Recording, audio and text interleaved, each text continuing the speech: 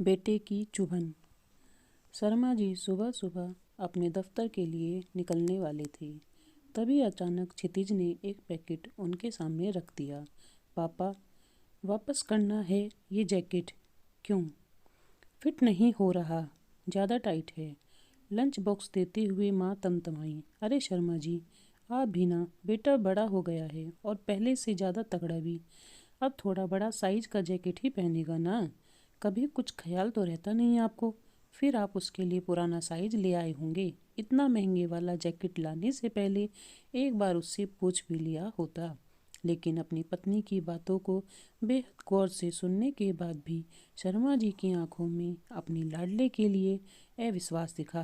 क्षितिज ने बात ही ऐसी की थी क्योंकि शर्मा जी ये भली भांति जानते हैं कि उनका और उनके बेटे का साइज एक ही है। बेटा, इस बार भी इंटरव्यू में वही पुराना जैकेट। बोलते बोलते रुक गए शर्मा जी। शायद उनका गला भर आया था। छोड़िए ना पापा, इंटरव्यू ही तो देना है, कोई फैशन शो में थोड़ा ना जाना है मुझे। आखिर क्या फ़र्क पड़ता है, जीवन की राह नई है और मंजिल नई, जैकेट पुराना ही सही। दरअसल क्षितिज की नज़र अपने पिता की बहुत पुरानी स्वेटर पर थी, जो उसके पुरानी जैकेट से भी कहीं ज़्यादा फटे हाल थी। उसके पिता प्रतिदिन दफ्तर से देर रात घर पहुंचते थे और सर्दियां शुरू हो चुकी थी। अब शर्मा जी ने अपनी लाचारी बतानी शुरू की।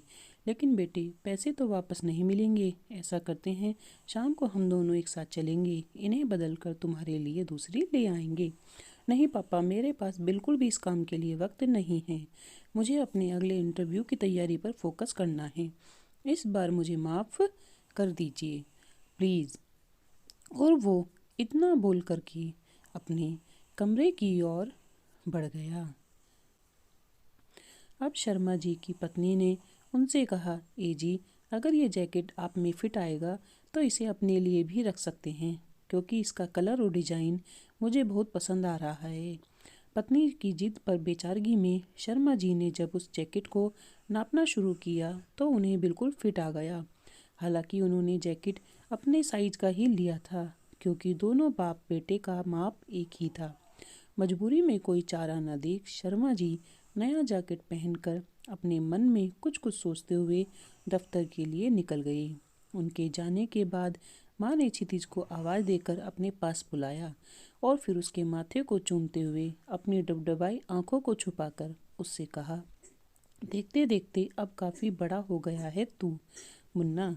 क्षितिज भी अपने आंसू रोक न पाया और अपनी माँ से लिपटकर बुदबुदाया, मेरी हर ज़रूरत का ख्याल रखने वाले मेरे पापा भी कभी गलत साइज ला ही नहीं सकते, लेकिन अगर वो जैकेट में पहनता तो मुझे बहुत चुभता।